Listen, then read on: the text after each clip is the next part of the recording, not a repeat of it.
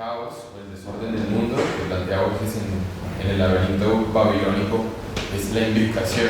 En cambio, el laberinto árabe sería la nulidad, el cero, no sé. Y el cero, que a su vez es la única figura o la O que en el espejo, que se resiste al espejo en todos los ángulos. Y lo otro es que cuando hablabas que el salto del círculo y la elipse, que corresponde con separar dos focos, ¿sí? Aislarlos.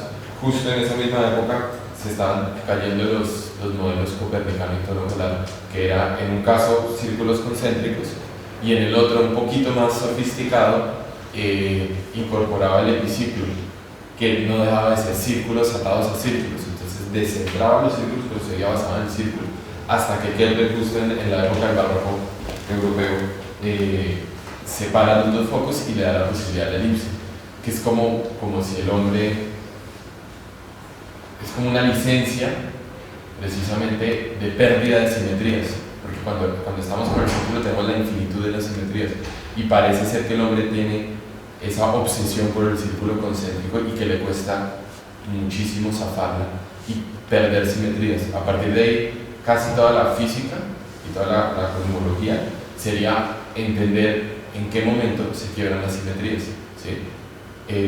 Remitiendo a otro círculo, el que está cumpliendo 50 años es el acelerador de partículas del CERN, ¿no? Aquí en Suiza, creo que es un gran círculo, que además se mete un poquito en Francia, si no estoy mal, ¿sí? Precisamente lo que se hizo durante los últimos 50 años acelerando partículas ahí era tratar de acercarse al momento cero de la creación del universo, tratando de entender cómo algo que empieza en el vacío, ¿sí? Que sería el desierto árabe, en un momento existe, pero es simétrico, es una singularidad, es como una existencia pero todavía casi matemática, no física, y luego hay una existencia física. ¿En qué momento hay un desorden y se rompen simetrías y por qué? ¿Sí? Cuando nosotros mirábamos en los otros días los autómatas celulares, que eran mundos como los de SimCity, pero infinitamente más simples, veíamos que si la configuración inicial era simétrica y las reglas son simétricas, en la historia tiene que ser de simetría, ¿sí? No puede haber, y entonces eso es algo que obsesionó a la física de todo el siglo XX, en qué momento se quiebra la simetría. Y creo que la ciencia tiene sus crisis rompiendo simetrías una y otra vez, ¿sí? En eso creo que es lo que estamos, y ahí es donde de nuevo se encuentran resonancias un poco con el arte, o por ejemplo Borges lo trabaja perfectamente porque ve en la obsesión de la ciencia y los científicos por la simetría, entiende perfectamente las sucesivas crisis que se determinan, el laberinto o la obsesión por el círculo concéntrico, que nos lleva a la historia un poco que se parece a su vez a la casa tomada de Cortázar, donde quedan solo los círculos y se pierde el humano. Hay un poema que se le atribuyó a Borges y que no es de Borges, es de una poetisa norteamericana, que es como él renegando de una vida intelectual e incapaz de haber disfrutado de las cosas simples de la vida, ¿sí? Yo ahorita no recuerdo cómo es el poema, pero en su momento se le imputó, digamos, a Borges, ¿sí? Que no creo que sea casualidad, pero después se supo que no. Frase de he cometido el peor de los pecados. Exacto.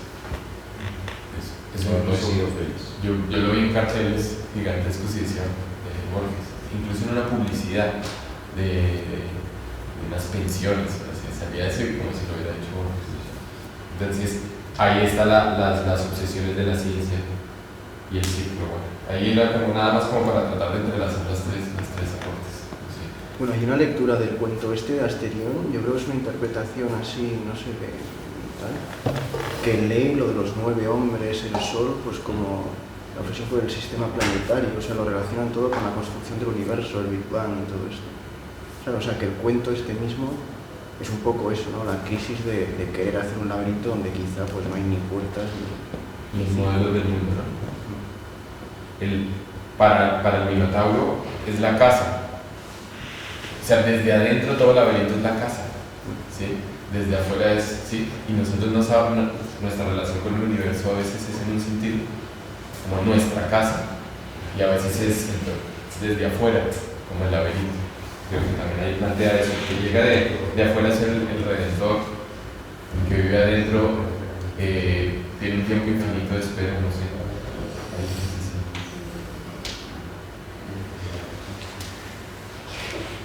Yo quisiera hacer una pequeña intervención un poco a la mexicana entre los palindromas y el albur. Todos ubican el sentido y el significado de la palabra albur. El albur es una estrategia de tecnología popular que se utiliza en México. Es un poco transgredir un orden a través de un discurso y entrecomilladamente follarse al otro, ¿no? Como diríamos en mi país, cogerse al otro, o sea, agarrarle el culo sin que se dé cuenta.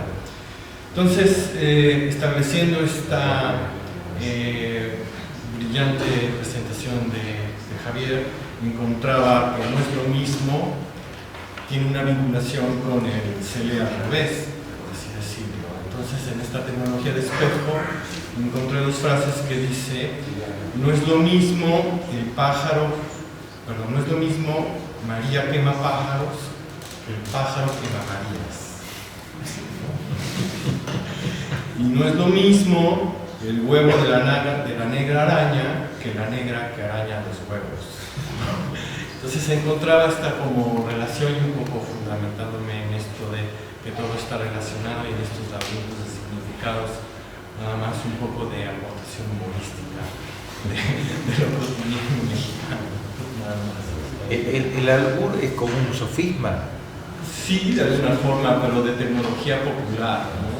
Es un extracto que la gente tiene un poco para estar sobre el otro, ¿no? Es como decía Octavio Paz en El laberinto de la soledad, en el capítulo de los hijos de la Malinche, ¿no? Es la como la superioridad sobre el otro, ¿no? O sea, yo te cojo a ti, por lo tanto tengo un don, tengo un punto de vista arriba de ti, ¿no? Estoy encima, ¿no? En fin, era nada más un pequeño dote humorístico.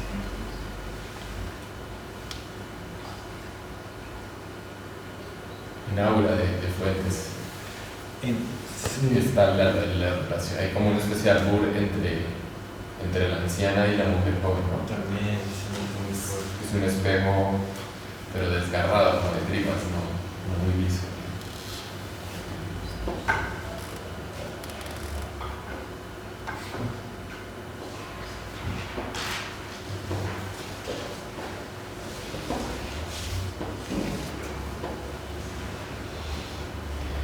Y otro comentario para que se suscite conversación, que es interesante ver cómo efectivamente el pensamiento, hasta el pensamiento clásico, es la mirada la que genera el rayo al objeto. ¿Sí? Eso con el Renacimiento y sobre todo ya con Newton cae contundentemente. Entonces se empieza a pensar el mundo está ahí y nos envía información y nosotros lo reconstruimos o lo entendemos, pero eso en este momento se está volviendo a voltear totalmente, ¿sí? Desde la filosofía, desde la literatura, desde las ciencias, digamos, del cerebro, neurología o psicología de la percepción, etc. De nuevo se empieza a pensar casi al revés, ¿sí? Como que nosotros proyectamos al mundo. ¿Sí? El cerebro se ramifica y va construyendo un mundo, entonces casi que vuelve a ser en el otro sentido.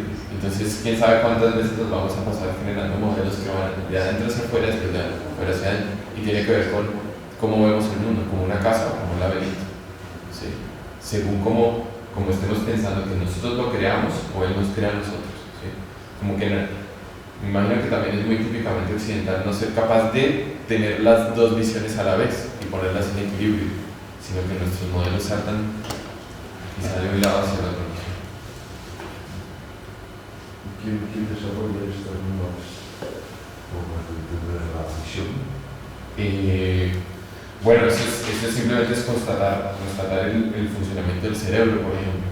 Entonces, tú ves que en la retina ya hay trabajo neuronal muy potente, ¿sí? De hecho, Ramón y Cajal, por ejemplo, se dio cuenta de esto y él decía que el ojo era una parte externa del cerebro. Y bueno, desde Ramón y Cajal igual se ha visto que, por ejemplo, muy rápido, digamos, en el sistema de interpretación, muy rápido, se añaden ciclos electroquímicos a lo que se transmite finalmente al cerebro. Es decir, que no hay un modelo de percepción y de información que llega a un núcleo cerebral, porque de hecho ni siquiera hay núcleo para la interpretación. Está totalmente, es una red, digamos, de correlaciones, y hay, se sabe, bucles, ¿sí?, de retroalimentación. Por lo tanto, ya desde el punto de vista netamente de operatividad, no hay un mundo objetivo y una interpretación, ¿sí?, sino que hay, el ojo en particular es más que un sentido perceptivo, pues combina percepción con creación, es una percepción creativa, porque corrige, añade estímulos. El otro día también nos mostraba las fosferas, que eran precisamente construcciones de diagramas que se generan antes del, digamos, en la pupila, entre la pupila y el párpado, ¿sí?, por pequeños, digamos, trascientes eléctricos que vienen por ahí. Entonces, el ojo ya tiene mucho de creativo. Y luego las visiones, por ejemplo, de Maturana y Varela de lo que es la cognición del universo, ¿sí?, percepciones que ahorita son más vigentes que la percepción, digamos, más clásica del cerebro, es que la mente y el cuerpo se adaptan a la vez que adaptan el entorno, y que es una cosa que absolutamente los dos sentidos. Es una visión un poquito más equilibradora, ¿sí?, y no hay un mundo real, ¿sí?, mirando nada más como hablábamos también de la relación hombre-máquina, ¿sí?, y está claro que acostumbrarse, ¿sí?, físicamente y luego operativamente a una máquina simplemente modela otro tipo de cerebro. Entonces el cerebro se adapta a la realidad, pero simplemente lo que hacemos a la larga es construir una realidad donde nosotros podamos vivir en alguna comodidad, digamos, ¿sí? O sea, yo creo que ya se entiende que no es una cosa que va en este sentido, ¿sí? O sea, no es, el problema de la representación no es en un sentido, es en los dos, ¿sí? Creo que ese es un poquito como la idea de eso. Entonces el espejo está, de hecho existe el concepto de neurón espejo, que es un sistema neuronal que lo que intenta es que cuando tú observas una realidad, experimentas un tipo de realidad, por ejemplo tener al frente a una persona querida, ¿sí? Si tú después te vas y te recuerdas, es una situación similar, hay un funcionamiento neuronal similar. Entonces hay un tipo de neuronas que funciona como espejo en ese sentido. Entonces el espejo está ya no solo en la retina, sino en el cerebro, luego en el sistema, etc. Es por todos lados. Es muy interactivo. Hay mucha interacción en todos los órdenes, claro. ¿Cómo es el término este que empleamos para describir esa relación de la persona con el entorno? Cognición, lo llamaba. No, pero la conciencia. Lenguajeo, quizá. Eso, lenguajear. Lenguajear. Ya. Lo que lenguajear es una actividad que va en los dos sentidos, que es construir el mundo y entenderlo al mismo tiempo a través del lenguaje. Es un poco por ahí. Creo que es mucho más sofisticado que ese término, pero Sí, siempre nos va por ahí. Y yo creo que escuché que pero sí se entiende bien lo que quiero decir, pero es esa relación con el entorno que no es una sola vía, sino que son dos vías de realimentación y de retroalimentación, y muy complicado además, muy complicado. Ahora es interesante eso de considerar la representación también como un espejo, ¿no? Bueno, por un lado es un concepto un poco limitador porque da la sensación de que lo único que se puede hacer es reproducir aquello que está enfrente. Borges decía que el espejo y la cópula eran abominables, ¿no? Porque ambos reproducían a la especie humana. Hablando de espejo.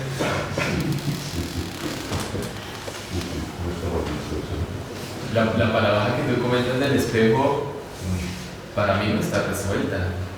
Lo de derecha, izquierda, arriba y abajo, para mí es un martirio, yo no le veo resolución, y es puro lenguaje, precisamente.